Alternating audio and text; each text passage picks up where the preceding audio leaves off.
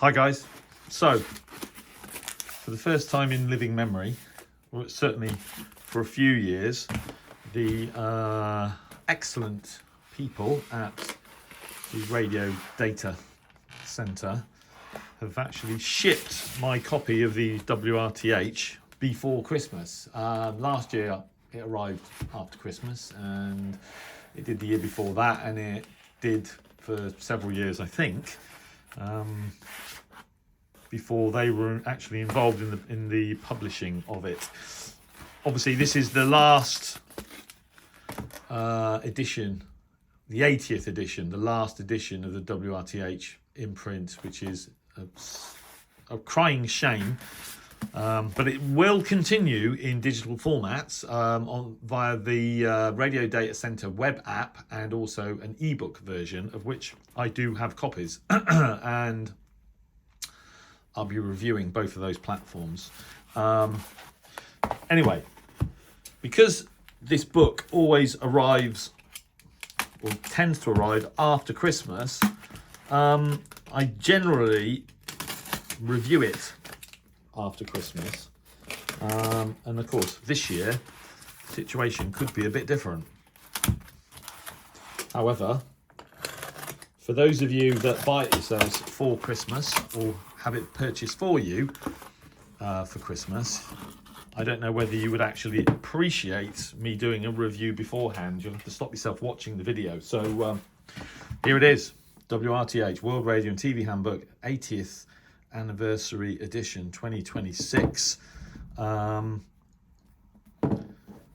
It's great to have this book in my hands. It's terrible that this is the last time I will receive this publication in print, but there you go. So I'm not going to do a review now. Apparently, I think there are normally 60 pages of colour features in the front sort of article section. I think there's 90 is what Gunter said the other day when I was on their sort of web call.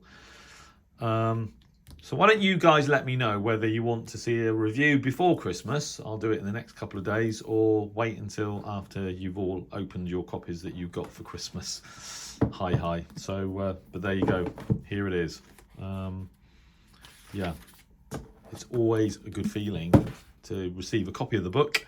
The most reliable source for radio broadcast information.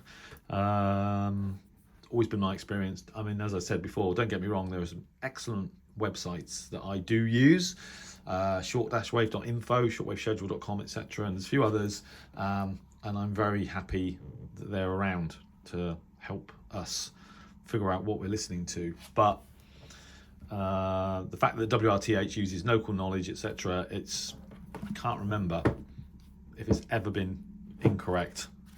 So there you go. In the meantime, I'm going to spend the next year trying to convince Gunter and co to reverse the decision to go completely digital. I mean, I'm saying that in jest, but you know, I probably will try at some point. I guess there's a number of issues. You know, this type of thing's got to be commercially sustainable, not just based on the fact that, you know, we're all a bit old school and you know, we want to keep receiving a hard copy of the book every year. But you know, there you go. Anyway, there's a WRTH for 2026. If you want a review before Christmas, I'll do one, and if the majority want to wait until after Christmas, then I'll wait. But anyway, thanks for watching, and 7-3.